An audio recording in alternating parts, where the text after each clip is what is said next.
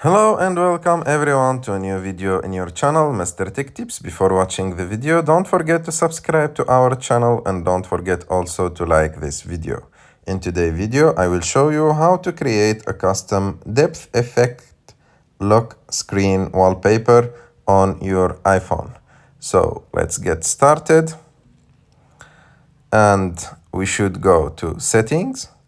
After settings, we just need to scroll a little bit down to wallpaper. And after that, we go to create a new wallpaper. We click on the plus, and after that, we select photo. You select the photo that you want to use in your wallpaper. And like that, you can adjust your wallpaper. You just need to take it a little bit down like this. And after that, you need to go and click on the three dots at the bottom right of the screen. And as you can see, you have an option called depth effect.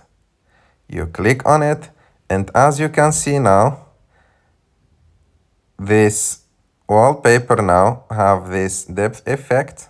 And as you can see, like this effect is so beautiful. You can choose also between filters. And another thing you can, if you didn't like it, you just need to go and deactivate the depth effect. And as you can see now, the numbers are above the picture. But when I activate it, my picture is above the numbers, the time.